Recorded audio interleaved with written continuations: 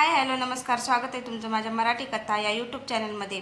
तर मागील भागात आपण पाहिलं होतं की जेणेकरून ही सगळी लोक तिच्या लग्नाला नाही म्हणतील आणि तिला परत बाजारात जाण्यासाठी कोणताही धोका नसेल.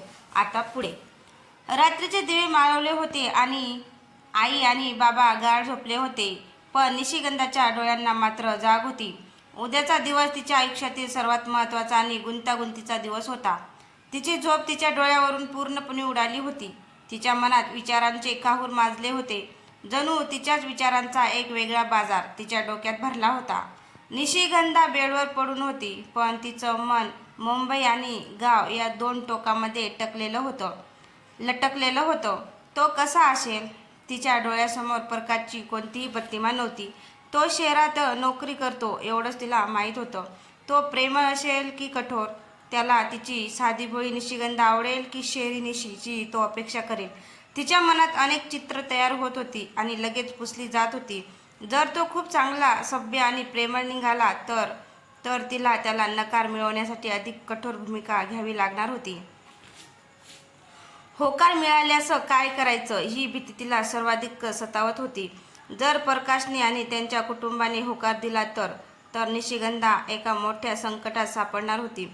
एका बाजूला रेशमाची धमकी होती, जी सत्य उघड करण्याची वाट पाहत होती, आणि दुसऱ्या बाजूला तिच्या आईबाबांचे तुटलेले स्वप्न आणि प्रकाशच्या आयुष्याचा होणारा विध्वंस. तिला माहीत होतं ती लग्न करू शकत नाही, कारण हा संबंध एक मोठ्या खोट्यावर आधारलेला असेल. खरं तर आपण त्याच्या लायकीचेच नाहीत. निशिगंधाच्या मनात हा विचार वारंवार येत होता. ती स्वतःला बाजारातली वस्तू समजत होती. तिची किंमत आणि पवित्रता दोन्ही हरवलं होतं. ती आता निशिगंधा राहिली नव्हती, जिच्याशी कोणीतरी चांगला मुलगा लग्न करेल. या 3 वर्षात तिच्यावर जे काही अन्याय झाले होते त्याने तिच्या आत्मसन्मानाला पूर्णपणे संपवलं होतं. मी स्वतःला कधीच माफ करू शकणार नाही जर माझ्यामुळे प्रकाशचं आयुष्य खराब झालं तर, हा विचार तिला अधिक बेचैन करत होता. हा विचार तिच्या मनातील सर्वात प्रामाणिक विचार होता. निशिगंधाला तिच्या आयुष्यात कितीही दुःख मिळालं असलं तरी तिच्या मनातली माणुसकी अजूनही जिवंत होती.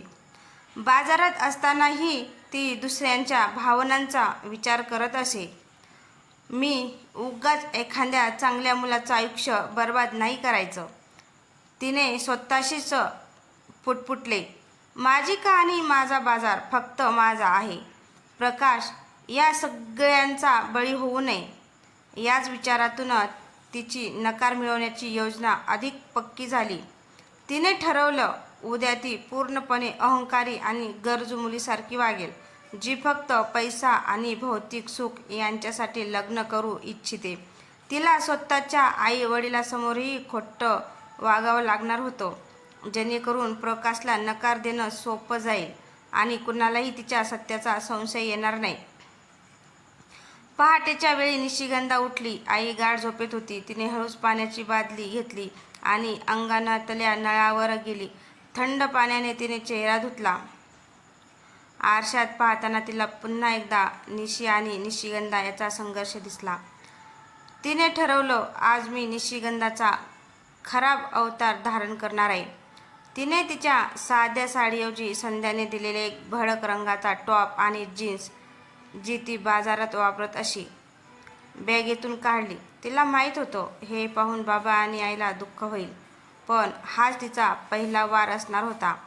सॉरी बाबा, तिने मनातल्या मनात माफी मागितली. मी हे सगळं तुमच्या भल्यासाठीच करत आहे. सूर्य उगत होता. गावातील शांतता आणि शहरातील झगमगाट या दोन वातावरणात ती उभी होती. नकार मिळवण्याच्या या लढाईसाठी ती आता पूर्णपणे तयार झाली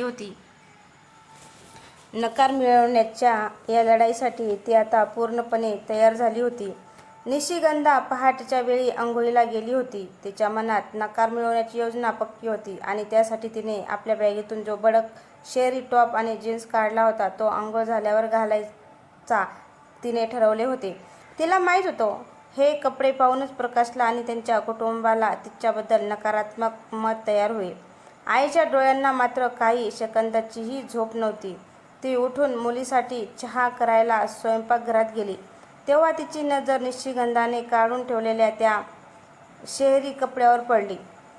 ते कपडे आणि निशिगंधाच्या चेहऱ्यावरचा निस्तेजपणा, तिच्या डोळ्यातला संघर्ष, आईने हे सगळं ओळखलं. आई हळूच निशिगंधाच्या खोलीत गेली. तिने ते भडक कपडे उचलले आणि न बोलता घडी करून कपाटाच्या सर्वात खालच्या कप्प्यात ठेवून दिले. आईला माहीत होतं की तिची मुलगी काहीतरी लपवत आहे, पण तिने हा प्रश्न विचारला नाही. तिला वाटलं लग्नाचा विषय आहे आणि 3 वर्षांनी शहरातून आल्यामुळे निशिगंधा थोडी गोंधळलेली आहे. त्याऐवजी आईने कपाटातून एक साधी पण तेजस्वी पिवळ्या रंगाची साडी काढली. ही साडी निशिगंधाच्या लग्नाच्या तयारीसाठीच आईने विशेषच घेतली होती. ती साडी आईने निशिगंधाच्या अंघोळ झाल्यावर दिसणाऱ्या ठिकाणी ठेवली आणि ती पटकन स्वयंपाकघरात निघून गेली. अंघोळ करून बाहेर आल्यावर निशिगंधाला तिच्या ठरवलेल्या जागेवर तिचे शहरी कपडे दिसले नाहीत. त्याऐवजी तिथे ती पिवळी साडी ठेवलेली दिसली. तिच्या डोळ्यासमोर आईचा चेहरा आला. आईने न बोलताच तिला समजावलं होतं की तू जशी आहेस तशी सुंदर आहेस. तुला कोणासाठीही खोटा वेश धारण करण्याची गरज नाही. निशिगंधाच्या डोळ्यात अश्रू तरळले. हे अश्रू आईच्या निस्वार्थ प्रेमाचे आणि तिच्यावरच्या विश्वासाचे होते. तिला क्षणभर वाटलं की मी किती मोठा गुन्हा करत आहे. ही आई माझ्यावर इतका विश्वास ठेवते आहे आणि मी तिला निराश करण्यासाठी इतका मोठा अभिनय करत आहे. तिने तो भडक वेश बाजूला सारला आणि आईने ठेवलेली ती साडी स्वीकारली. ती साडी परिधान केल्यावर निशिगंधाला तिच्यातली जुनी निशिगंधा परत भेटल्यासारखं वाटलं. तिच्या चेहऱ्यावर एक शांत आणि साधे तेज आले. ती सुंदर दिसत होती, पण ही सुंदरता बाजारू नव्हती, ती निर्मळ होती. तिने ठरवलं, वेश बदलला तरी नकार मिळवण्याची योजना मात्र कायम ठेवायची. अपेक्षेच्या दारावर पाहुण्यांची चाहुल. दुपारचे 12 वाजले आणि गावात एक वेगळीच लगबग सुरू झाली. निशिगंधाच्या अंगणाजवळ एक शहरातली गाडी येऊन थांबली. सगळ्यांच्या नजरा तिकडे वळल्या. शेजारणींनी दारातून डोकावून पाहण्यास सुरुवात केली. हाच तो नजरेचा बाजार पुन्हा सुरू झाला होता. गाडीतून प्रकाश खाली उतरला. तो एक साधा पण सुशिक्षित तरुण दिसत होता. त्याच्या चेहऱ्यावर नम्रता होती. त्याच्यासोबत त्याचे आईवडील आणि त्यांची बहीणही होती. निशिगंधाच्या हृदयाची धडधड वाढली. हाच तो मुलगा ज्याचं आयुष्य तिला वाचवायचं होतं, पण त्यासाठी त्याला दुखावणे भाग होते. बाबांनी आनंदाने पुढे होऊन सगळ्यांचे स्वागत केले. पाहुणे घरात आले. सगळेजण सोफ्यावर बसले आणि मग त्यांच्या नजरा निशिगंधाला शोधू लागल्या. निशिगंधा हळूच दाराच्या पडद्याआड उभी होती. तिने स्वतःला तयार केलं अभिनयासाठी. आता तिला एक शहरी, पैसा आणि भौतिक सुख हवी असलेली मुलगी बनायचं होतं. तिने एक खोल श्वास घेतला आणि पडदा बाजूला सारून ती समोर आली. ती पिवळी साडी, तिच्या चेहऱ्यावरची साधी पण चिंताग्रस्त मुद्रा पाहून प्रकाशच्या चेहऱ्यावर एक समाधानाचे हास्य आले. पण निशिगंधाच्या मनात नकार मिळवण्याची योजना आता अंतिम टप्प्यात पोहोचली होती. तर मित्रांनो, तुम्हाला ही कथा कशी वाटली? कथा आवडल्यास कथेला लाईक, कमेंट, शेअर करायला विसरू नका. आणि तसेच चॅनलवर कोणी नवीन असेल तर चॅनलला सबस्क्राईब करा, जेणेकरून माझी येणारी